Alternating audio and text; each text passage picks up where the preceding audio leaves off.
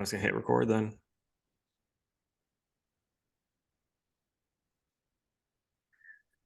All right. So yeah, this weekend we went and visited my in-laws, and my brother-in-law, it was his 18th birthday, and we were just hanging out, playing games as you do. And so played a couple of games this weekend. I played through Donkey Kong Country, the first one. That's one of my favorites. And then he and I played through a co-op game that I'd never played before. I don't know if you have. It was called River City Ransom. I don't think so. It's like, I mean, it's a like a side-scrolling beat 'em up where you can like walk, on both sides of the Yeah. screen, like up and down, like turtles or Yeah. Double Dragon, anything like that.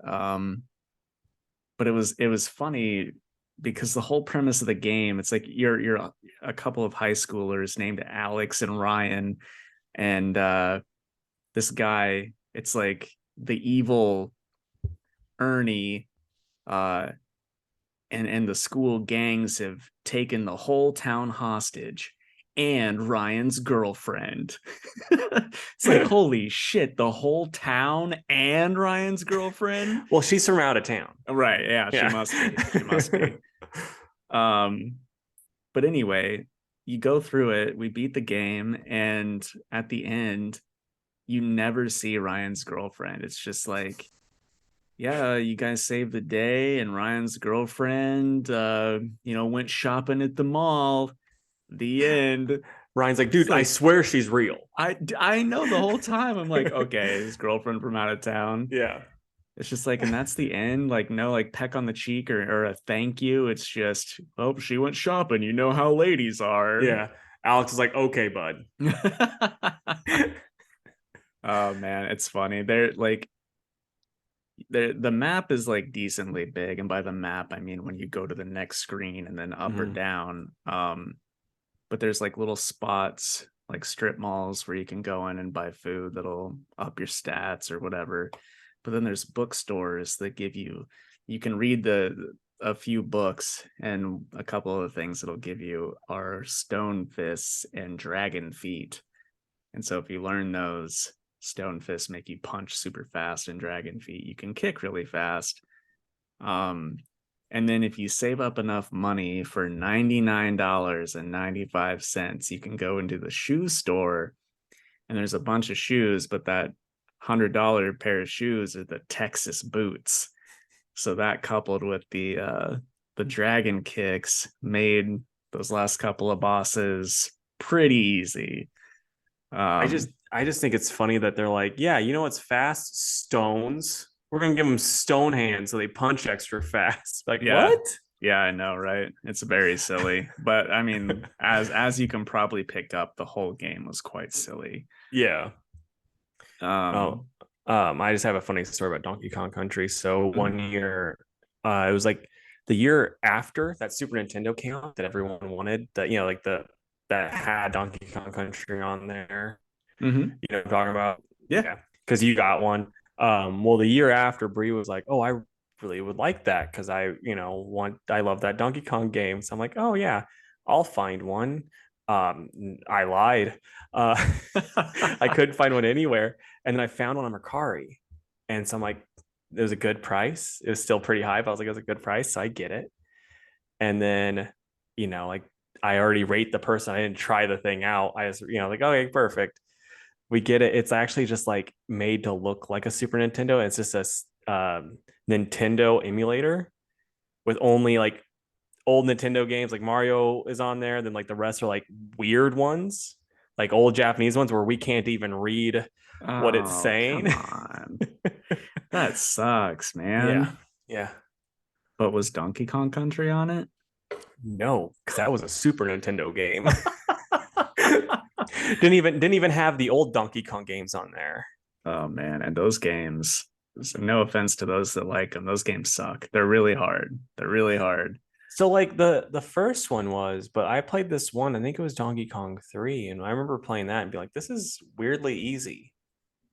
Maybe I'm just exceptionally bad at it because I've got Donkey Kong 3 back there on that NES Because shelf, and I can't. I'm because terrible at it. that's the one where you can shoot him, right?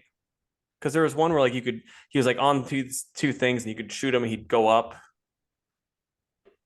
I probably didn't make it far enough to be able to do that. I gotcha. No, because like the first one's hard as hell though. I know that for Yeah. just a dang old fact.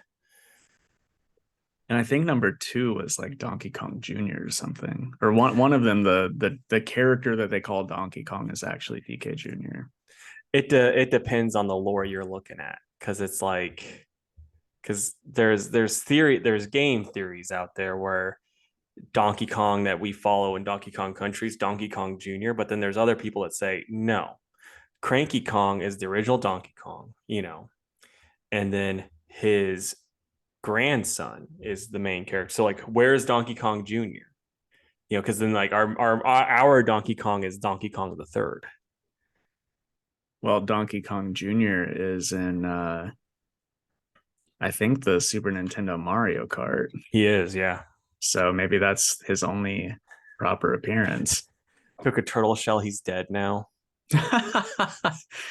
Plus, there was just a game called Donkey Kong Jr., right? I think that was one of the arcade ones. That's the one where Mario, because it's the direct sequel, I'm pretty sure, right? Where Mario has Donkey Kong, and then he's like, "Give me back my dad," and he's like, "No, it's a me. I'm a Mario. I'm gonna plumb him." Yeah, you're right. Mario's the bad guy. Yeah, Yeah. because Plus, I think there's a game theory on that too that I watched where that's actually Mario and Luigi's dad and the princess and that Mario are their parents. Because that's why I'd be like, oh yeah, like Pauline would be Mario's mom, or yeah, which it doesn't work because they made another Mario Donkey Kong game for I think Game Boy Advanced, and it's like, oh, this is current Donkey Kong versus Mario and Pauline's there, so it doesn't quite work out. That's interesting. I think the only other appearance of DK Jr. that pops up is Mario Tennis on N64. I don't know if you ever played that. That's Yeah, a really fun game, but I got that one for Bree too. Yeah, that one's great.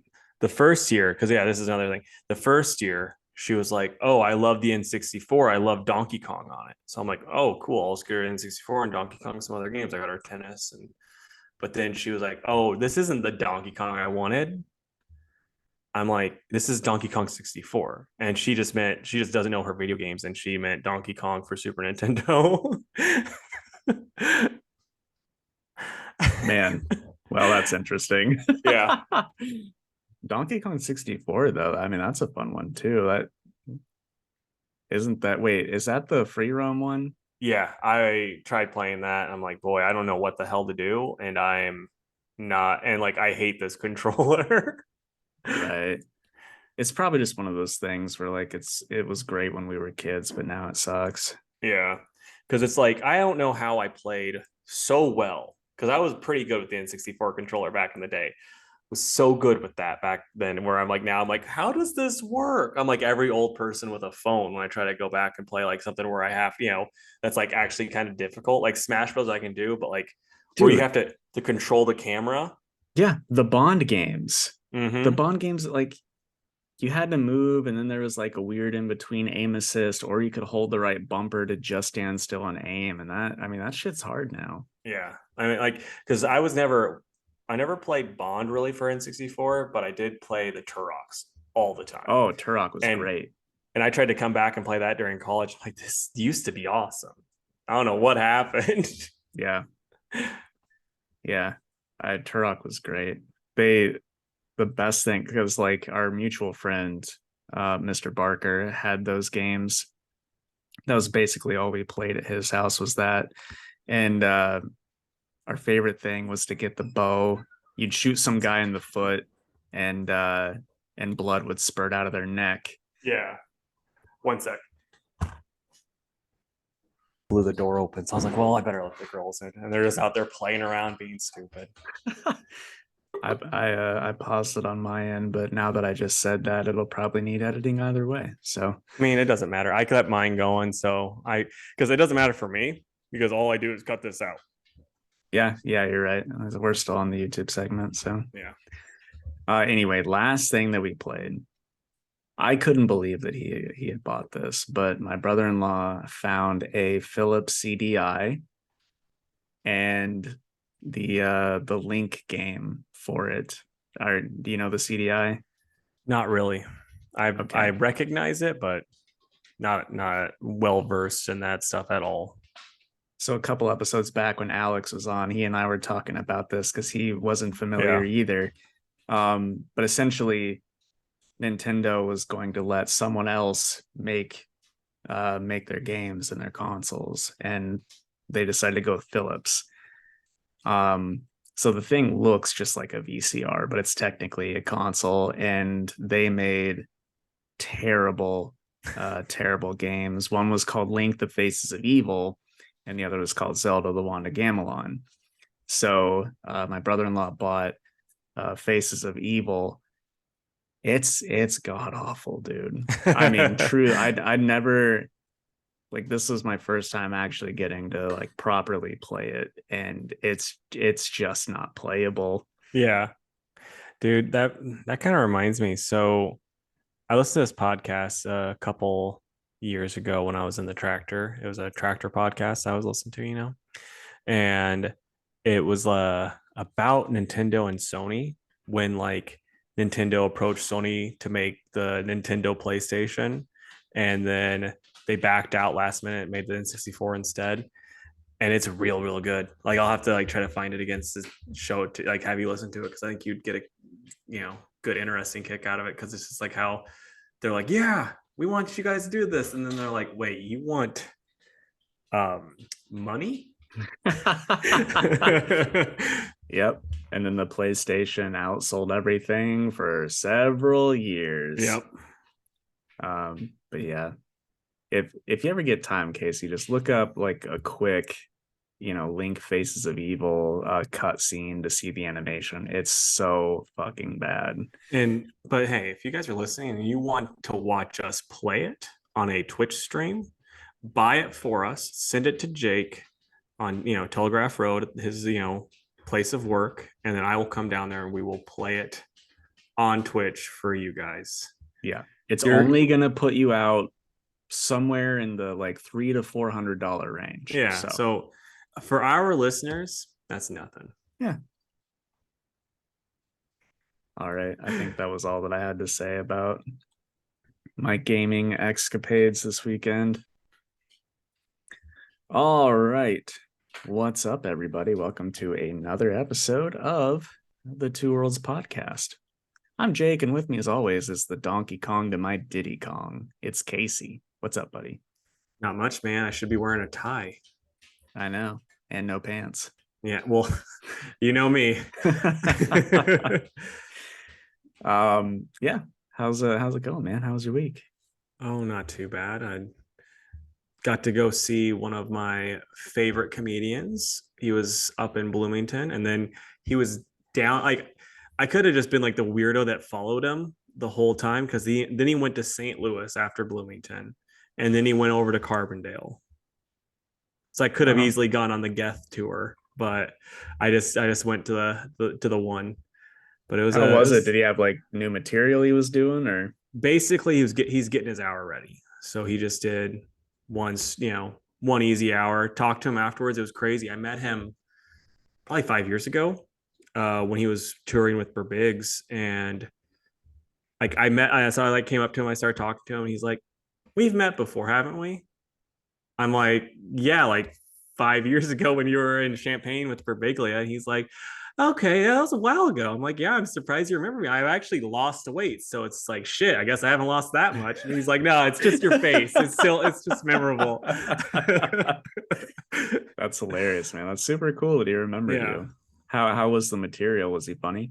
it was really good. It's dad heavy because he has a 4 year old, so it's like a lot of stuff about that. And then I'll tell us one bit because I think it was pretty good. He was talking about how him and his dad never say I love you, and he's like, yeah, we just never do. He's like, my wife, like he tells my son he loves him all the time. Like we'll be on like FaceTime, like love. He's like, he says love you to him, and then I forget his son's name, but he's like, love you, and then he's like, oh, it's Caleb, like love you, Caleb, and then he's like, and now he even says it to my wife.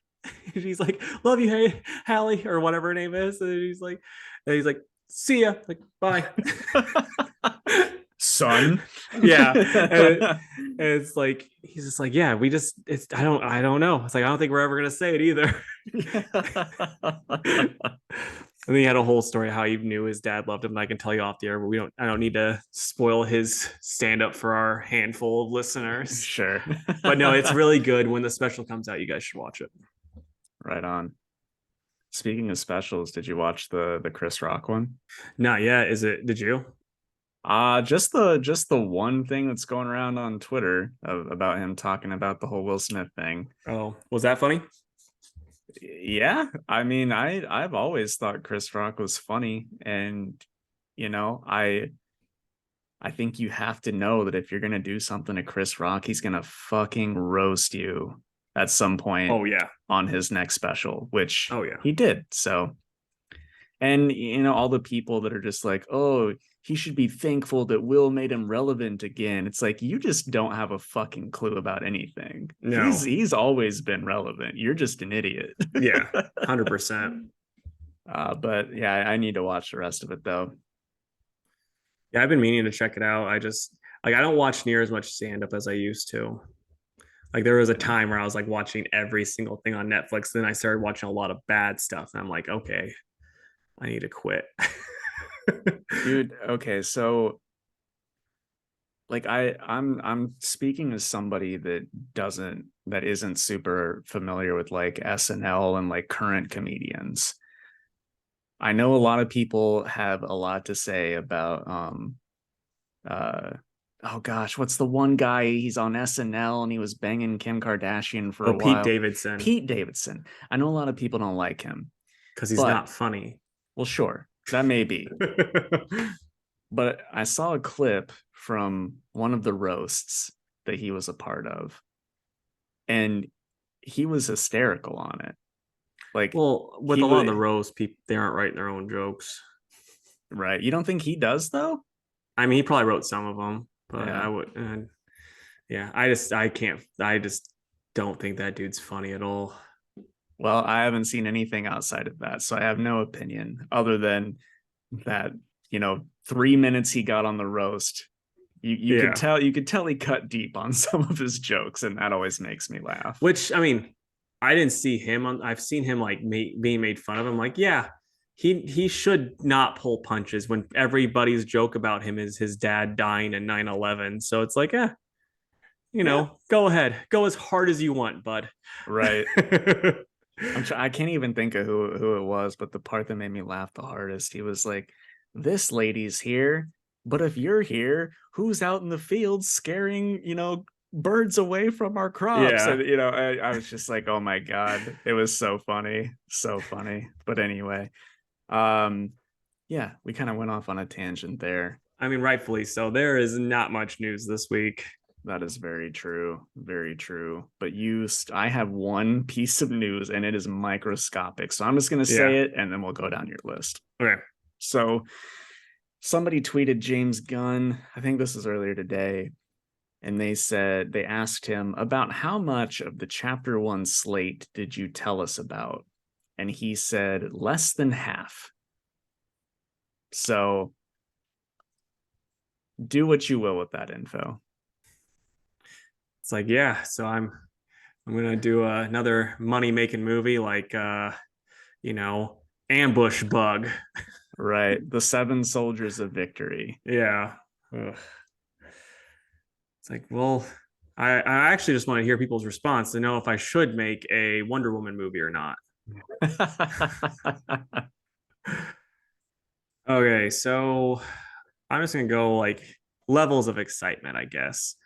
Joker set photos reveal that we're gonna get 3 Jokers, not just one. It's not just Joaquin's stunt doubles. It's like actual different Jokers apparently.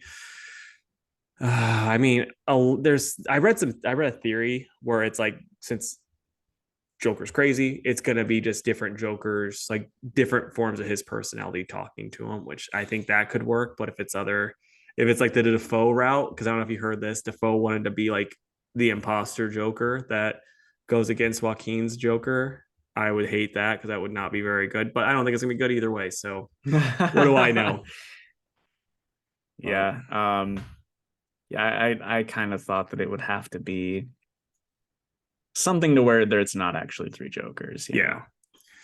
But I mean, it works so well in the comic books, so maybe they'll just do that. That's true. I mean, geez, that I don't think you read that Dark Side versus Anti Monitor at the end of New 52 Justice League. So it was dog shit. Spoiler alert. Mhm. I think you probably knew that, That's but why I didn't read it. yeah, that was the most recent time that I was like, I'm done with Jeff Johns, but you know, then that never works out. But anyway, uh, it's in that series that Batman sits on the uh, Morbius chair. Mobius. Morbius Mobi. is a vampire. Yes, the Mobius chair, and finds out that there's three Jokers, and that book will net you a good $8. So I know Casey doesn't, but if anyone else has one sitting around, it's gonna And skyrocket for the new Joker movie. just so you know, if you're going to C2E2 this year, me and Jake will be 1 and 2 Jokers. So we need a third. So just We are. yeah. So just run up to us and say, I'm the third Joker. And we'll be like, cool, you're now a co-host. We'll know that you listen to this. Yes. Okay. So what we got two movie related news on here. So I want to see which one do you think we're more excited about? That one that's listed first. Absolutely. So Sydney Sweeney is like allegedly, I'm gonna go with set to play Spider-Woman in Madam Web. We don't know which Spider-Woman it is. It's probably gonna be because I don't know my Spider-Women. I'm not gonna lie. I know Jessica Drew because that's the popular one, but I don't know the names of the other ones. But I'm betting it's gonna be the one in the black and white costume. That's gonna be what my money's gonna be on. Because I have a feeling if they do Jessica Drew, it's going to be like her own movie, not just the Madam Web's, web thing. So that's what I'm saying. Yeah, I could see that too. I definitely don't think it's going to be Jessica Drew. Um, I had to look up Sydney Sweeney because I'd never heard of her. She's very pretty. Yeah. I've not seen anything she's been in. Name off some stuff. Maybe I have. Well, one that I want to see and have not is Once Upon a Time in Hollywood. Oh yeah, I've seen that. Who was she in that? Uh, She might have been. Was she Leo's future wife in that? let's see. She was I probably won't know the name. Snake. Must have been one of the old cultists then. She's also been in The Handmaid's Tale. Don't watch that. Another TV show called Sharp Objects. Euphoria for 17 episodes. I don't watch that. I'm over 30. I don't even know what that is. So it's one of those shows that stars MJ from the MCU. I'm pretty sure. Oh, really? I think so. I could be lying. Gotcha. No, that's it for sure. Okay. Because like after I said that, I'm like, maybe I'm thinking of a different show that has a similar title. It looks like a new American version of that one British show that also deals with teens doing sex, drugs, and violence. My first thought was like an edgy Degrassi. Right. I can't think of what is that? It's In-Betweeners. No. Skins. Oh, okay. Which I think they tried to do an American version They of did. one time, but I heard it was dog shit. So yeah. Anyway. Like a lot of times where they're like, let's just steal the stuff from this. Yeah, for sure. In-Betweeners, man. It's been a while since I watched that. I want to give it another go. I love that show so much. But anyway, that's basically it for her. So I gotcha. some people are probably like, I can't believe you haven't heard of her, and others are probably like, it's a no name to me. So we'll Yeah. see how she is as maybe Jessica Drew. Yeah. So I'm really excited about this. This is probably the one I'm most excited about. But James Wan is set to develop Good Asian into a series. So that should be pretty dope. Good Asian was super awesome. I mean, for the most part, I don't have anything bad to say about James Wan. So yeah, should be pretty sweet. Yeah, hope that it's good. Yeah. You gonna watch it if it comes, if it's Yeah. on one of the 50 streaming platforms that you have, but if it's on Paramount Plus, you'll probably be like, no, I'm not gonna go out of my Um, way for that one. no, I think someone in my family has that, so I Oh, can okay. steal the login. But speaking of that, who wrote that, Casey? I see her. It's Pornsick P. Shet Shote. Yes, yes. I was like, it's not okay that we don't know how to pronounce the gentleman's name. So I looked up an interview where We need they to did like do so. that for about like 80 other people. Yeah, no, we do. And I have on a couple, uh but really the Pisha showed was I had no idea how to pronounce that. Yeah. So anyway, Okay. And then lastly, we got the cast list for the new Teenage Mutant Ninja Turtles movie, and we got a trailer. Did you check out the trailer? no, I didn't look at the notes before getting in here, but I saw something pop up on Bleeding Cool, and it's like, oh man, I need to check that out. Yeah, I mean, it's one of those things. I'll start saying off some of the people that are in it. A lot of them are like the main turtles are literal teens. So like, I'll say the names and you'll be like, oh, okay, I don't know it's a literal who's who of who, but it's Nicholas Cantu is Leo. Shaman Brown Jr. is Mikey. Micah Abbey is Donnie. Brady Noon is Raph. But then this one we do know Jackie Chan is Splinter. Nice. Yeah, I don't like the design for Splinter at all. He looks terrible. Then we got Ao Edabiri as April. Ice Cube is Superfly, which I'm assuming is Baxter Stockman. Then we got Seth Rogen's terrible voice as Bebop. John Cena is Rocksteady. Paul Rudd is Mondo Gecko. Rose Byrne is Leatherhead, which is a weird choice. Post Malone is Ray Fillet, which is a terrible choice. Hannibal Buress is Genghis Frog. Natasha Demetrio is Wingnut. Maya Rudolph is Cynthia Ultram. Giancarlo Esposito is oh, Giancarlo Esposito is Baxter Stockman. So I don't know who the heck Ice Cube's supposed to be because I've never heard of Superfly then. Superfly, he I've seen toys for Superfly, so I Okay. think he's like either made for this movie or like maybe the show that was just before this movie. I gotcha.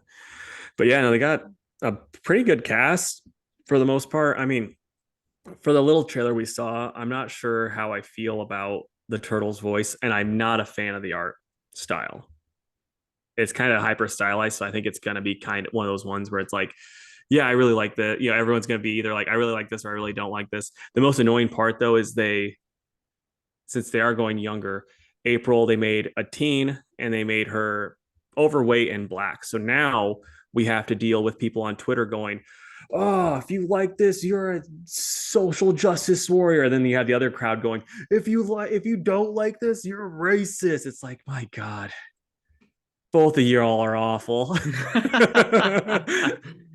Yeah, Like when that's 100% the discourse for this new Turtles movie, that's just like, oh my Lord.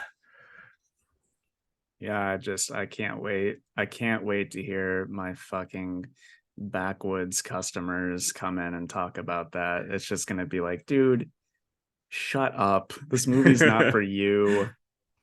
I'm gonna And I'm be not saying that's curious. all my customers. Yeah, I have a very select few in mind that I know will come in and do that.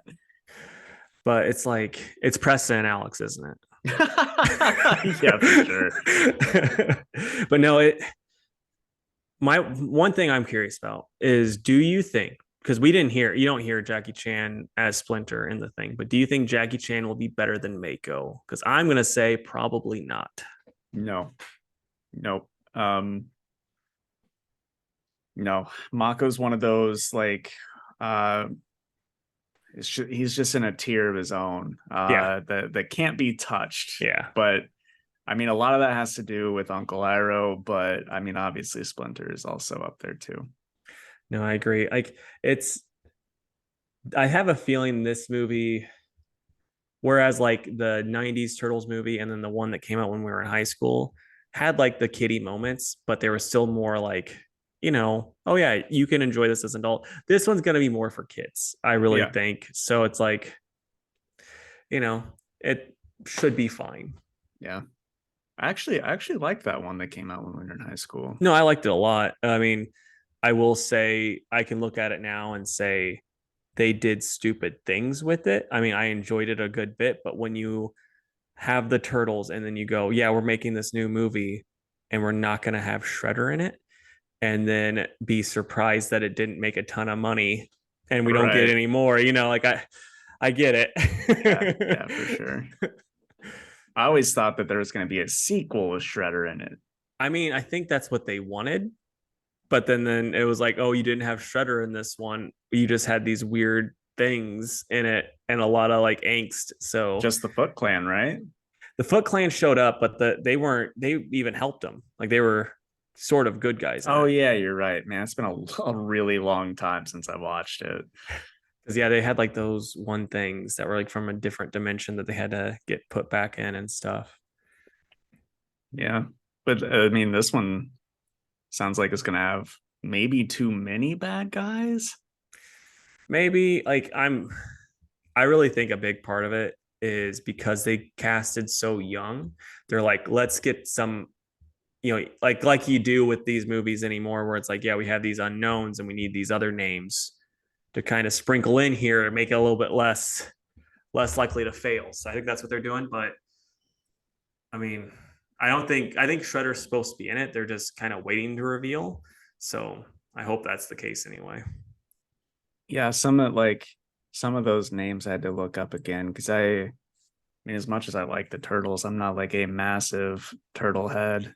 Um, Shellhead, you idiot. I know, right? Shellhead. But doing like a quick search, like Mondo Gecko, I'm like, oh yeah, he was in, that late 80s TV show. And he is just the most late 80s looking character of all Can time. you So share the screen? Because I don't remember him. yeah. That's one I don't remember. Yep, yep, yep. So that's the funny thing is like my brother, he was the one that was like really into turtles because he was older, So he'd always have these toys, and like there'd be, oh shoot, that's like that's the fucking coolest. I hope they keep that aesthetic. I know, right? I do too. I do too. He's very, very radical. Yeah. Uh, but yeah, stuff like that I think will be fun. The but yeah, Nick, he was the one that was like I love the turtles, but like I don't remember a lot from that original cartoon from when I was a kid. Nick had a lot of the toys, and like I remember playing with them, and I was like, I don't even know who this guy is. But they But always look cool. yeah, they look awesome.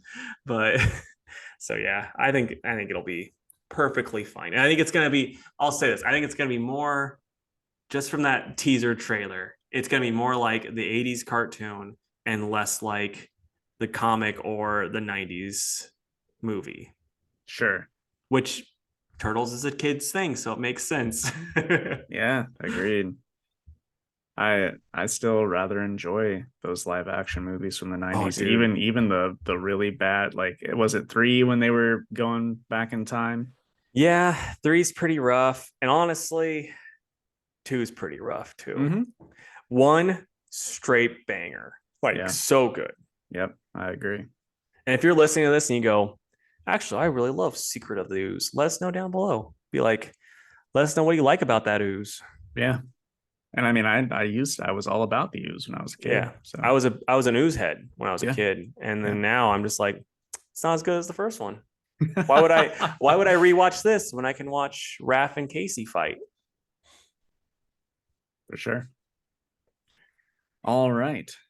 Yeah. So Casey, what'd you read this week, my friend? Okay, so I got Detective Comics, 1069. They just hide the number on that one. Yeah. Stargirl, 4 of 6. I am Iron Man, number 1. Blue Beetle, 4 of 6. The Stead Boy Detectives. I do that because the Sandman is up, the S is up there. So I just think that's Yeah. funny. Batman v Robin, number 5. Ghost Rider, 12. And Superman Action Comics, 1052. What about you, buddy? Man, did I read Action? Yeah, I read it. Oof. Okay, No, I did. I was gonna say, what are you doing? I must have left it at work because I absolutely read that. Okay. Okay, so I read Action. I read Snow White Zombie Apocalypse, number 0. Sonic the Hedgehog 58. Unbreakable Red Sonja, number 4. Koschchei in Hell, number 3. Stead Boy Detectives, number 3. Detective 1069 and Batman versus Robin 5. Right on, dude. So I'm not sure who had more. So Take it away. all right, man. I am gonna start with probably the one that I was least happy with, and that is, should be surprising no one, Blue Beetle Graduation Day, 4 of 6. This one could be just 4 issues, but we have, I'm gonna find the art page because the art's so weird. I think the like the colorist is doing the heavy lifting on it. Like that's kind of where I'm at with it, because like I like it, but I don't. And I'm thinking it's because the colors are good.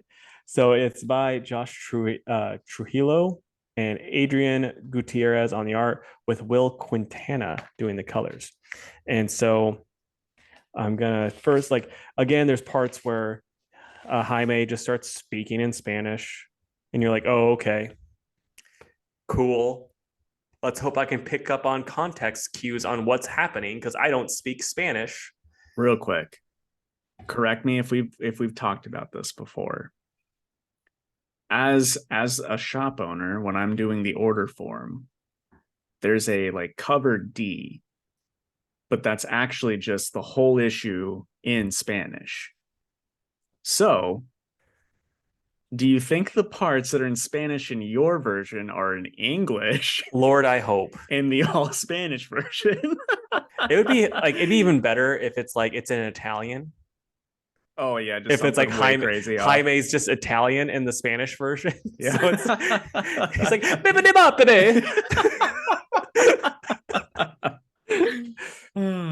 okay, but I'm gonna highlight this one piece. Like the way the panel is done in this is actually pretty awesome. So I will give it that. As far as art, that is like, cool. That's cool. And I didn't know who this character was. I actually, you should, because he was sounded like a Hawkman baddie, but I had to Google and see if he was actually like a proper one before that. But the Fadeaway Man. The Fadeaway Man. Can I see him? Maybe. Like, not, there's not much to show. Sorry. I can Google him real quick. Man, I don't know. He's not familiar. I mean, he was an actual character, but his grandson is Fadeaway, and or his grandkid. I don't know his their gender. Sorry. And so they got the scarf cape thing, and it, does different stuff for them, and like it's still really sketchy because he's like, or they're like, I found all this, his old, my grandpa's old book of stuff that he stole, and I'm trying to get back to the families from who he stole it from, and he sold it to people, and I'm trying to get it this way, blah blah blah. And it's also like, every time a villain says that, they're lying. So I'm like, I kept expecting something to happen that way, but I don't know if anything's going to actually come of that. But like, I don't like how they draw faces, but the colors are really good in this book. So yeah, I guess, I mean, like, and like he has to steal from Victoria Cord, Ted's sister. And it's like, you could easily just talk to Ted and his sister. Ted trusts you and you're not trusting him. So it's like, come on, Jaime, you're not an idiot. But they write him like one. So yeah, I'm just not feeling this book. I'm gonna probably go like four. I don't know. Like it's hard to want to keep reading this. I was like, boy, I wish it was only four issues. Right. Yeah, I was looking at Fadeaway Man appearances, and it's mostly one-offs, but he appears a good handful of times in that like 2005 Hawkman run. But that's like that's the Jeff Johns James Robinson one, Oh, but okay. issues like way deep in the run. So I gotcha. clearly not a memorable villain. Yeah. I mean, that's what happens when your grandkid takes over. It's Yeah. like, yeah, we can do this because no one's gonna care. Oh man, I preferred Robert. Just doesn't work the same. Okay, well, speaking of absolute dog shit comic books, Snow White Zombie Apocalypse. The first issue is written by Brenton Lingle with art by Luana Vecchio. And yeah, man, this just sucks. It's just not good. The art's not great. Uh there's just zombie, like it literally is just zombies and like werewolves during the time of Snow White, but it's like how do you make that not fun, you know? And it's just not fun. It's just like I don't know. The best thing I can compare it to, and this isn't even a good comparison, would be like those early 2000s Resident Evil movies as far as like dialogue and action, but I actually like those movies, so I don't want to compare it too much, but it's just like I don't know. It just seems like it was written by a teenager and it's not good at all. Yeah. And I don't like the art, so it's like it's I don't know, maybe like a 3 for me. Just not good. Now, speaking of those Resident Evil movies, did you see the Monster Hunter movie that came out like maybe a year or two ago? Because it's made by the same guy, still cast Mila Jovovich in it, and it's like, Really. yeah, and It's called Monster Hunter. yeah, and it's like nothing to do with the games at all, apparently, because it's just like, oh yeah, a bunch of Oh, military, that Monster yeah, Hunter. like a bunch of military personnel from our world gets transported into the monster world. That that sounds like an early 2000s movie. Yeah, I mean, it came out though, like I said, about 2 years ago. The dude that like people, I was listening to this review of it, and they're like, "Yeah, this is basically just a movie where this guy's like, I love my wife, and I think she is so awesome. I'm gonna put her in everything and make her the coolest." I mean, I think Mia is the coolest, but Mm-hmm. Doesn't do good movies though very often outside like Fifth Element. yeah. You don't like the Resident Evil movies? No, Fair enough. yeah. Okay, man. I'm gonna get to my next book, and this is a goodie. I'm just gonna spoil that already. It's I Am Iron Man #1. It's chapter one Hero by Merwa. I apologize ahead of time. These names are going to be butchered. Murawa Aodel and Doton Akandi. But so it's basically jumping around between like the past, the present, and the future. So this bad guy gal that can make like these giant, like kind of clay like things with her guitar, and she's like fighting him in the past, but then like this is still when Tony Stark's heart's fucked up. So then she's like, oh well, I'll just go to a different time.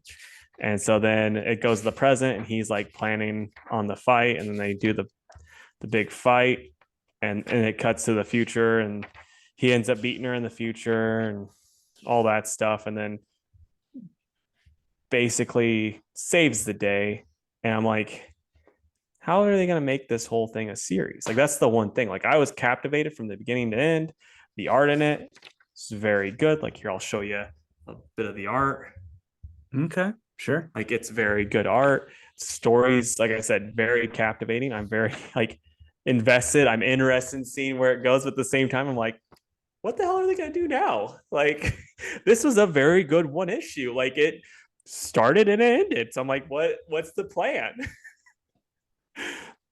So yeah, I mean, I'm gonna give this a 10 out of 10. I'm gonna give it my pick of the week because there's other books that were like that we read already that are probably gonna be picks of the week for you, that we both really like. And I really like this, and I think you should be reading it. I think people that are listening should be reading it. It's very, very good. Wow. High praise. Just watch. I'm gonna like read the next one. And I'm gonna be like, why is Tony Stark all of a sudden a baby with 5 arms? I hate this. Oh man. Okay, so next for me is Sonic the Hedgehog number 58, written by Ian Flynn, art by Thomas Roethlisberger. Uh, I'm not gonna dwell too much on it. It's Sonic the Hedgehog. We get a tender moment between Tangle and Whisper. Did he swipe right? No, Tinder. Okay. no, I get it. Yeah. I just um yeah, and then at the end, Sonic's like gonna run off and beat up some bad guys because part of the city's getting destroyed, and he's like, I gotta get over there fast. And then he gets over there and someone's already beaten up the bad guys, and it's Shadow and Rouge and the big old robot that's on Team Dark that I can't remember the name of right You're now. like in the cat. No, I don't know. It's like E something, E11 or something like that. But anyway, so yeah, we'll be getting some fun Shadow content next time. But this, it's a cool book. Same Yeah. old thing. 7 out of 10. Right on, man. Okay, so now Stargirl, The Lost Children, 4 of 6 by Jeff Johns and Todd Knock. And it's very much Jeff Johns at the start being like, remember when I wrote Flashpoint? And then he's like, also, do you remember Doomsday Clock? I'm surprised he didn't work in Three Jokers. Be like, do you remember Three Jokers also? I wrote that one. But that'd be hilarious if like one of the sidekicks was like the fourth Joker, like just like a little kid, like the Joker. But then he also talks about Flashpoint Beyond in it too. He's like, and then this happened in this other book that Jeff Johns wrote. Look at that. But then one thing that I did like, we get a Secret sighting. I don't know if you remember Secret because I don't think you ever read Young Justice, but we haven't seen her since Teen Titans, where she was back to being human, and they were talking about getting, I think, Wonder Girl in school. Like her and Arrowetta were like barged in when Wonder Girl was trying to get into school, and like, you should let her in. Wait, is she an alien? No, okay. Nick's probably like Nick might, if he's listening, he's probably yelling at his car because I'm getting it wrong because like he loved Young Justice, but if I remember correctly, she's kind of like a ghost. Okay. Like I'm pretty sure something happened to her physical body, might have died, didn't really know. Like, because I remember it was always kind of like, what happened? And then like Nick was getting subscriptions at the time, and then like those issues were explained didn't come in for some reason. So like he didn't know for the longest time until I think as a birthday gift, I got him the back issues one year.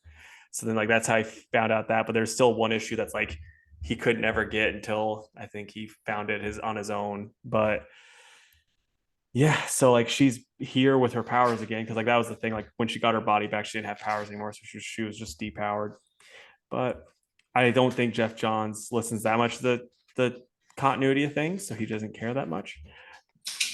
But yeah, they storm the area where the lady is, and the reveal on the last page, it is another guy that you like. Oh, dude. Yeah, I so love that guy.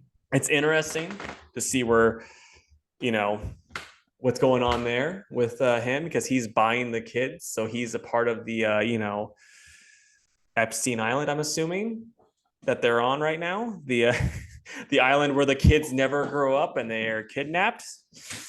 So I didn't know how Iron Man was that type of of a bad guy. Like you think he's good, but just like a He's lot of he's there to help. I know he is. I he's just there. know it.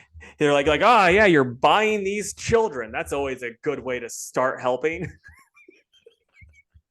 Look, it's all undercover. Yeah. Yeah. Just like Tom Hanks. Hey, don't you dare shit talk our man on this show. I just had, I just, Can I see the cover of that book? yeah. Todd Knock does a great job at this cover because he does. I love it when like Yes, okay. I thought artists that was the one. artists do that where it's like, oh yeah, I'm gonna go old school with this design. I think that and it worked super well. There's some guys that can't do that super well, but Todd's Todd, so Todd he can do can. everything. Yeah, except for like not be nice. That's true. He's terrible at not being Yeah, nice. he's terrible at being mean. Man, like that really makes me want to read it, but at this point I might as well just wait for the trade.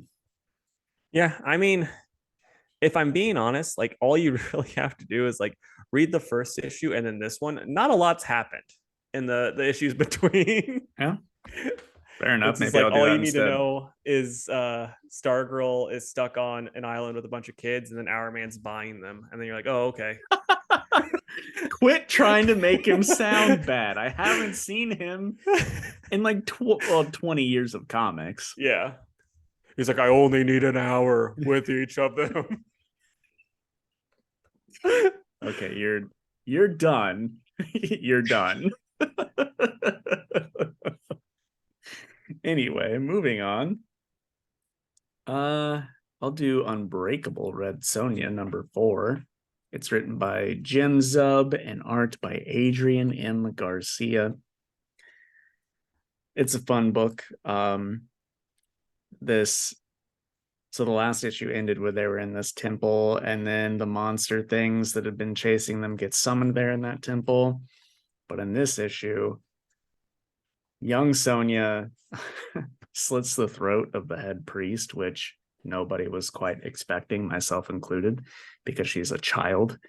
And apparently the dark goddess that they were worshiping is very real, because she gets summoned into that temple and all hell breaks loose.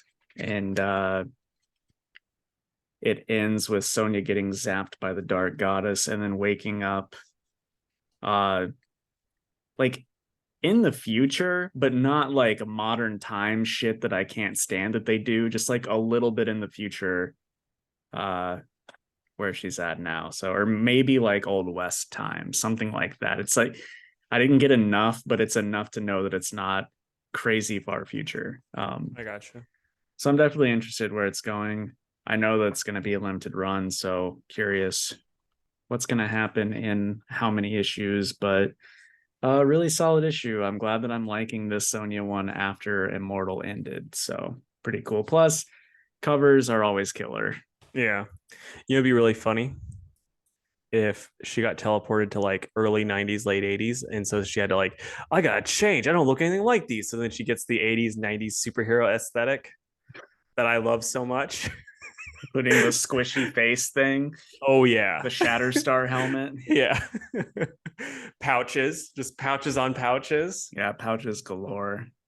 The random knife that would be like just randomly like where it's But like, for oh, her, not so random. not so random, but at the same time, you're like, who's grabbing a knife there? Like, Right. why And would also, none of them have ever grabbed that knife oh in the yeah. comics. Yeah.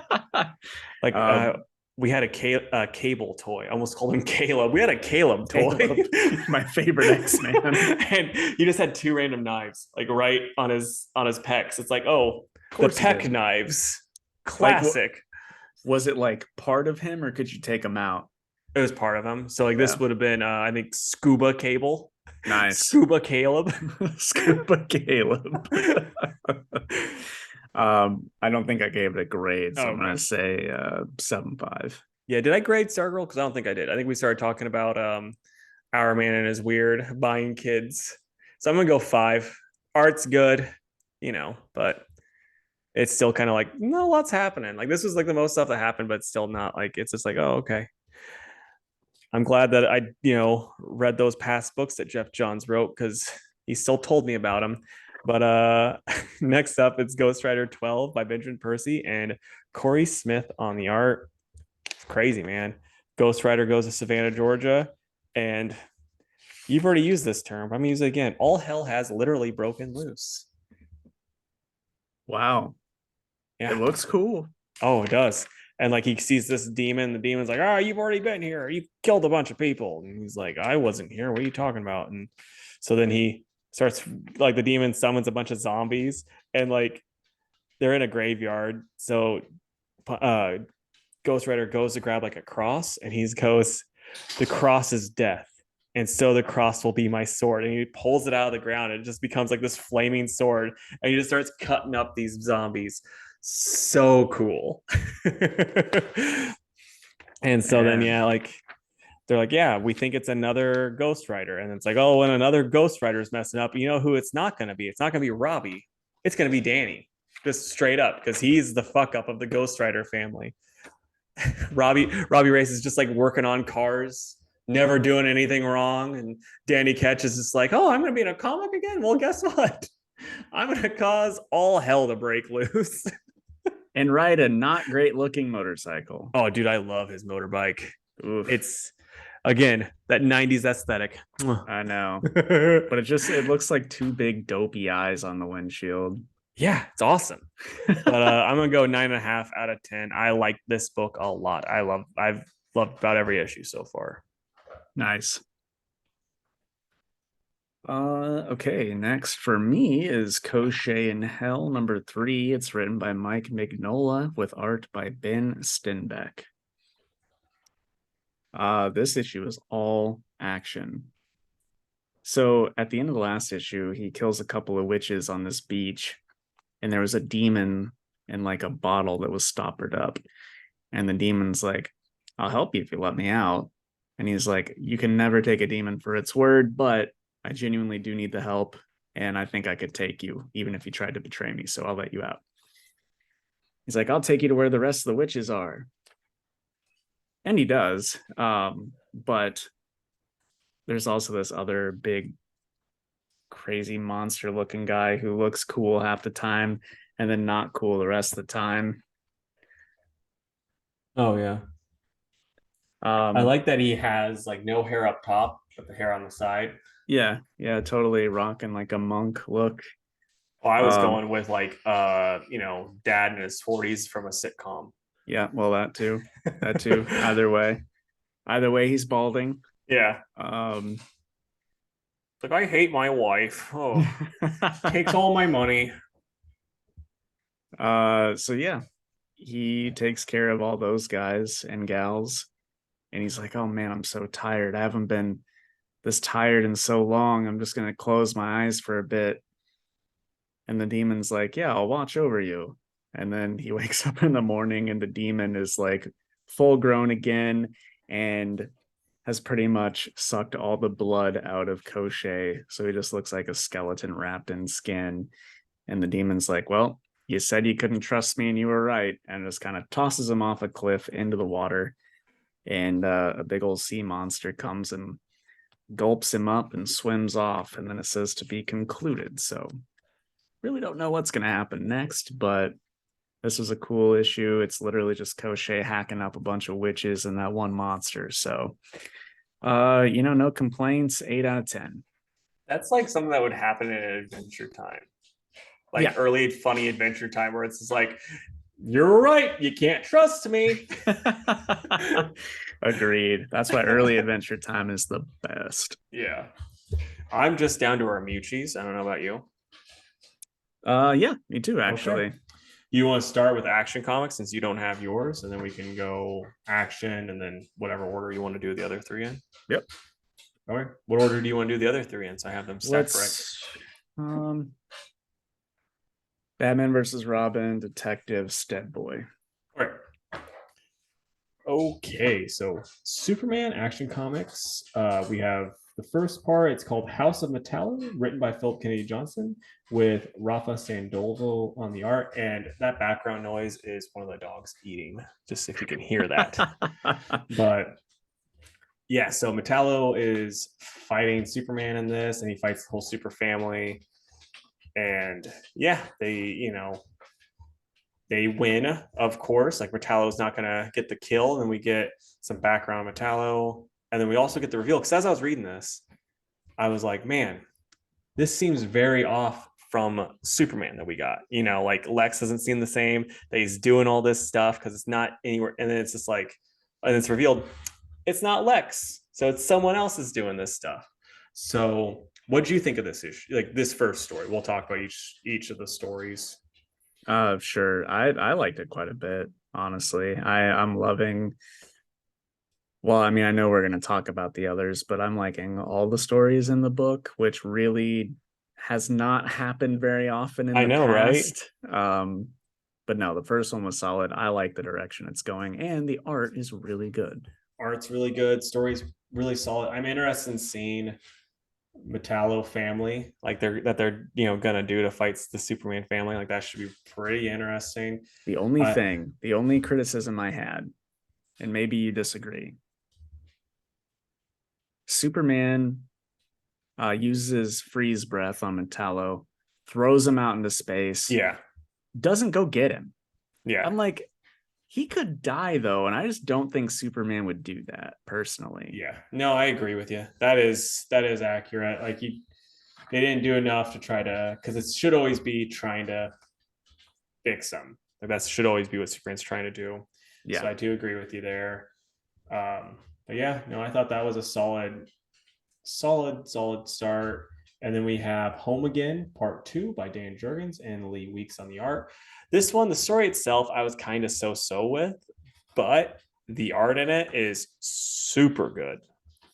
And yeah, I mean, the story is just John and this princess trying to figure stuff out. And it's kind of like, it does feel like a Dan Jurgens book. So, like, if you're not a big fan of Dan Jurgens dialogue, probably not for you, but it's pretty cool in the next issues where stuff's going to be picking up. But yeah, you like this one too?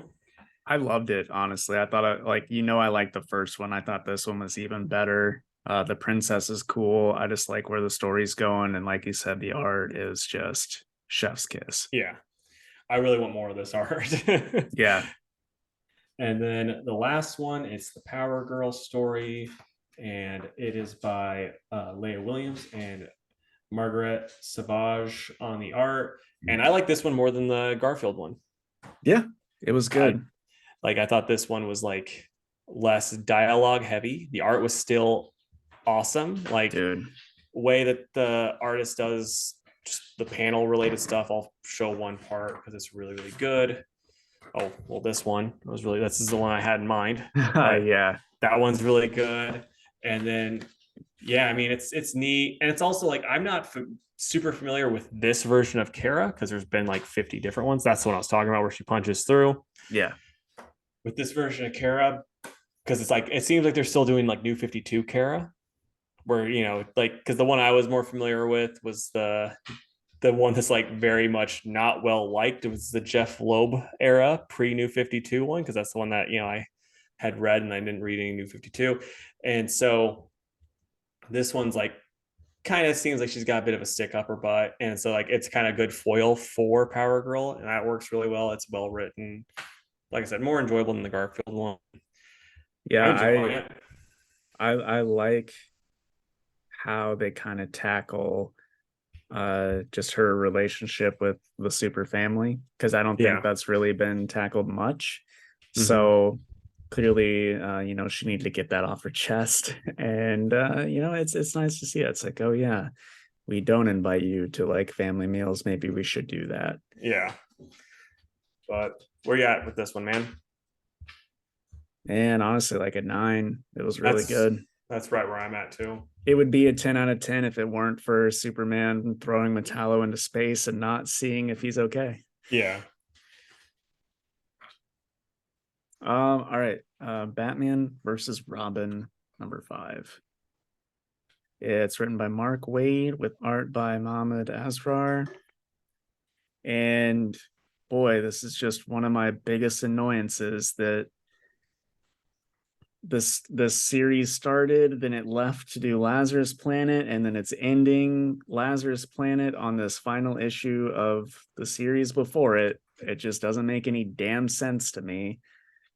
But anyway, what do you think of this stuff? I thought it was fine. Like, I mean, at least with this though, you don't have to.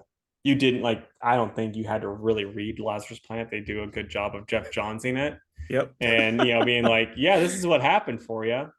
Yep. But I thought the end was too damn corny. Like, holy crap. I was like, man, I got all this corn in my teeth. Yep. So corny.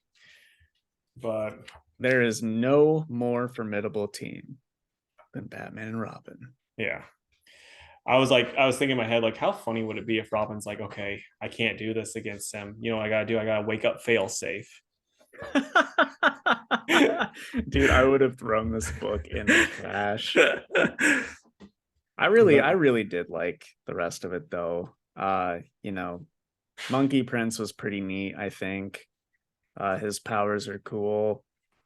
Robin, being upset and angry and trying to get the magic people to swap their places, I thought was in character and very cool. So really there was a lot to like about this. Yeah, no, this is a solid issue. It's just the end was pretty lame. Yeah. That's like, You just mean like all the people like sacrificing part of themselves? yeah, I thought how funny would it be if like, because they were talking like, oh, if you do 1-for-1, it won't work. His stuff's too bad, blah blah. If it's just like, if it ended up being everyone in Gotham is now dead.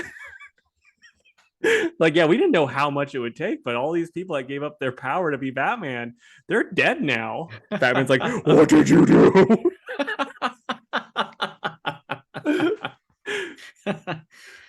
All right, what would you give it? 8.5. I still think it was very good. I mean, this is better than all of Lazarus Planet. Yeah. Well, I can't speak to that because I didn't read it, but it was pretty enjoyable. So I'm going to give it an 8. Okay, so next it's Batman Detective Comics, and this is by Ram V with Dexter Soy, Stefano Rafael, and Miguel Mendoza all on the art. And I'm going to say this. Maybe it's controversial, maybe it's not. Probably my favorite issue of Detective Comics that Ram V's written. It's not controversial. I agree completely. I thought it was very good. Yeah, we get Jake's favorite character in this. And so let me talk about that real quick. Because this is by no means on the same scale, but it's like with you and Starman, right? I was like, oh boy, if Dan Watters isn't writing Ten-Eyed Man, Ramby's a good writer, but I just don't know if he's going to write him that well. It was like reading a Dan Watters issue, man. Like I think he wrote the character exactly the same. It was so good. Nice. And yeah, I mean, and one thing that I like about this, I was thinking about, it's like, it doesn't seem like the stakes are nearly as high as they have been in the Batman book. And I think it makes it better in every way. And really it should be, because these people are like, otherworldly type powers. But it's not like, oh yeah, we have a robot that's just taken over Gotham or the world. And then, or like, oh, guess what? Joker's declared a war and he's taken over Gotham. And oh, look at that, his new girlfriend. Oh, howdy, y'all. I'm taking over Gotham too. Like we don't have that. It's like just this good story where it's just like, oh yeah, these people are doing some crazy stuff. We get a what's her name? I don't want to call her Shoes, but we're getting a Shoes sighting. But what's her? Leanne. Yeah. We get a Leanne sighting and a Solomon Grundy sighting. All pretty dope. Like also, I like this a lot. The two things that I wanted to mention. First off, do you think Montoya is going to suit up again? Because she got real close. Yeah. I don't know. I mean, at this point, it's like, Montoya, Vic is alive. Just give him a call. Like, you cannot be risking your career for this. Right. But also, I just don't think we're going to get Vic ever. No offense. Like, I mean, we have, because there was even one issue of a comic where like Vic and Montoya were together, and then they're like, they were like, oh, I'm so happy to see you. And they did a big hug and stuff. So, I mean, I just meant like an extended period of time. I don't think we're gonna get Montoya as question for an extended period of time either. Right. Well, I could just see like some backups. You know what I mean? Yeah, I'd be fine with either of them. So, and then the other thing I wanted to mention that I thought was really, really good was Gordon and Bruce on the other side of the Yeah, door. super awesome. Gordon's drinking, trying to get Bruce to like look after himself, not just as Batman, but as Bruce. And you know, you could tell that it hit Batman, for better or for worse, before he flies off. But I thought that was a really, really good scene. I will say it's so funny to me though with Gordon and Batman because it's very much like after you know Santa Claus isn't real, but you're not like, and your parents know that you know, but you guys still kind of keep it going. That like, oh yeah, I believe in Santa. It's the same thing with Gordon and Batman, where it's like, I know you're Bruce Wayne, but I'll pretend not to, and I won't look at your face, you big dope. Do you think he knows though? Because I Yeah, really, he is not an idiot. he's not an idiot, but I don't know, man. I don't know. I really believe him when he says that he's not tried to figure it out. I don't think he's not tried to, but at the same time, he's a detective. I mean, like, oh, it's like, oh yeah, my daughter, she keeps going to Wayne Manor. Huh. That's weird. I know my daughter's Batgirl. I can put two and two together pretty easy, but I don't Yeah, want to because I don't care. right. And then we also have the backup story by Cy Spurrier with, I'm going to find the artist. I like the art in this backup story by Casper Wingard. And the story itself is pretty interesting. Did you read it? Hell no. I I figured did I did flip through it though. The art did look incredible. basically Mr. Freeze is like wondering why when he froze his wife, she was grateful that he froze her. Like that's the, that's his thought. He's like, oh, you were happy that I froze you. And then when you woke up, you were like, I'm a bad guy now and I'm going to kill you, Mr. Freeze. And he's like, please call me Victor. And so he's like now freezing women that are similar to his wife to try to figure out, oh, it's the freezing that's messing with their brain.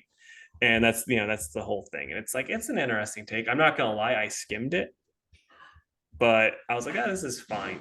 It's a fine backup that we don't normally get with detective. Because like before that, we were getting that one with the weird naked guy that I had no interest in.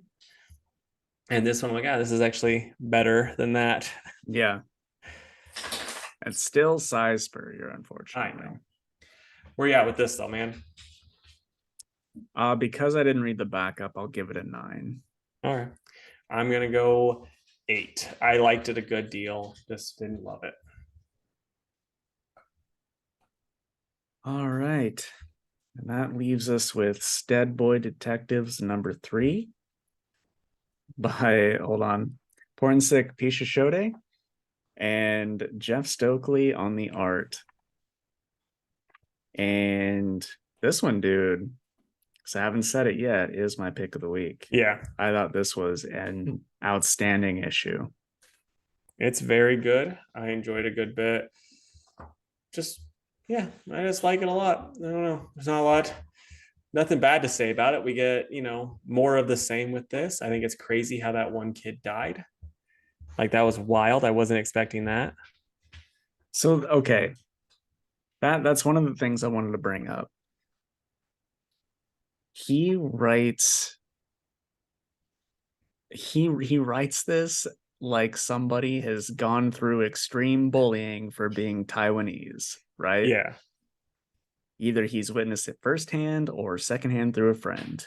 But it's like if you want to understand why people say there is Asian hate out there, read this book and your eyes will be opened. I always get fired up because there's nothing I hate on this planet more than bullying. I hate bullies. And so I get fired up reading books like this because it's just like, dude, just leave them the fuck alone. Like I want to kick the shit out of these bullies in this issue, right? But I also think that just it's not I'm not getting fired up just because I'm seeing bullying. Like he's writing it well. Mm-hmm. I don't know.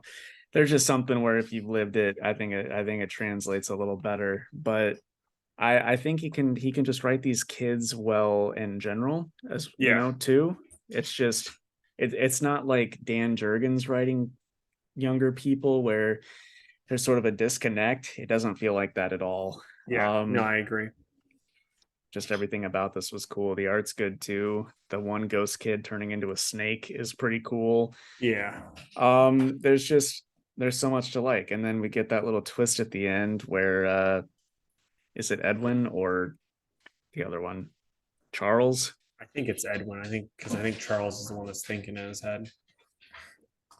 Nope, it is Charles. I just Oh, looked. I apologize. That I is had a okay. 50-50 shot and I fucked it up. But anyway, Charles is maybe not feeling so hot. So I'm really, really looking forward to that next issue. I don't know that this is a limited series, is it? Because it doesn't say of whatever. I'm not expecting this to be a full ongoing, but maybe we get more than one volume. Yeah, I could see that, but since it's Black Label, it's like it's always kind of makes me go like, yeah, it's probably 8 issues. probably. I just hope there's enough for more than one volume. Yeah, I liked it a good bit. The art in it's really good. Writing is great as always. Yeah, I mean it's a good book. It's a good read. People should be checking this out too. I'm going 9.5. And it is a 10 for me. I sure did love it. Right on, man. What are you excited about this coming week, man? That's a pretty good question. I'm gonna go with. I'm actually planning on checking out that X-23 book. I hope that that's pretty cool. I'll go with Static #2, and then just to not say the same thing over and over again, I'll say Scarlet Witch. That's been kind of fun. So right on, dude. Okay, so I'm gonna go Joker, the man who stopped laughing. I'm gonna go Flash, and then I will say Godzilla rivals Mothra versus Titanosaurus. Those classic rivals. All those times those two have appeared on screen together, which is 0. Is it really? Not one time? No, Titanosaurus has only been in one movie, and that was not it's the second. It's Return of Mechagodzilla, or what is it? It's the second Mechagodzilla movie. The Mechagodzilla movies have such weird titles. It's called The Terror of Mechagodzilla. Terror, yes, because it's like it goes Godzilla versus Mechagodzilla, Godzilla or Terror of Mechagodzilla, and then the Heisei is like Godzilla versus Mechagodzilla 2. Is there any connection to it? Absolutely not. And then they're like, then we got Tokyo SOS, or no, Godzilla against Mechagodzilla, which is completely different. And and then we have Tokyo SOS. That's all the different Mechagodzillas outside of like the anime and the newest one. Makes sense. Yeah. Okay, man. Well, I think he looks cool though. Oh no, I think Titanosaurus is the bomb as far as looking. He's a looker. Oh, dude, I didn't put a Fantastic Four out yet this week. Wow, I know. So professional. I know, man. So here's one. We have a new trailer out that Seth Rogen made a new a new Teenage Mutant Ninja Turtles movie. So why don't you girls stop fighting? Why don't you give me like a weird actor from when we were in high school that you want to direct and write 4 random nerd things that we like? You want an actor to be the director? Yeah, just like Seth Rogen was an actor when we were younger. Now he's just making stuff. So you can just go any way you want. Like Jon Favreau technically was an actor. True. I'd say like Zachary Levi maybe. Okay. Because I think I believe him when he says he's kind of a nerd. Maybe like The Rock. I bet he's like a huge DC fan. Really quick though, what would Zachary Levi do? Because he's got to make a movie too. Like Blue Beetle. Okay. Because we talked about him being dead once upon a time. Gosh. Is it a different actor for a different movie, or does Zachary Levi make 4 movies? No, it's a different actor each time. Okay. And it doesn't have to be comic books. You can even go video games. Okay. I'm gonna go with Channing Tatum as Gambit. No, but who was Taylor Kitsch, right? That's wasn't that who did Gambit in the bad one? Oh yeah, I think so. I want a Gambit reboot with him writing, starring, directing Gambit. Nice. Feel free to do one while I sit here and think Okay. about others. Who was what's the actor's name that was Jacob in the Twilight movies? Taylor Lautner. I want Taylor Lautner starring and directing as Fox McCloud in a Star Fox movie. Oh gosh, that would be something special. And then I want um let's go with trying to think of another really just dumb one. That was the first one. Like this one will get a guffaw out of Jake. Trying to think of an actor from when we were Josh Hartnett acting and directing in the Captain Falcon movie. Ooh. F-Zero X starring Josh Hartnett. Actually, I should have gone with Statham for that one. Yeah, no kidding. No kidding. Show me your moves. Man. Seth Green doing Ambush Bug. I'm gonna go back to Ambush Bug for that one. Okay, how about someone like Megan Fox doing a Lilo solo movie or something like that. Or Wonder Woman. There we go. And then to end with mine, I'm gonna go with I had a really terrible one. I was like, oh, this is gonna be so bad, it's gonna be funny. But now I just left my brain because I think my brain was like, no, don't say this. This is terrible. You're a bad person. Here I'm gonna go with let's get who is Reese Witherspoon doing a Galactus movie musical. I mean, I'm kind of on board for that. Let us know down below if you're like, yeah, Reese Witherspoon as Galactus directing a musical. Speaking of letting us know, we had 3 votes in our poll last week. So our poll was, what's the worst DC movie? With 0 votes was The Flash Escapes Hawaii, but it's a 3-way tie for the worst DC movie. 3-way tie between Morbius versus Joker, Shazam prequel Just Billy, and Aquaman the Amber Heard cut. Also, the hilarious Black Adam got 0 votes as well.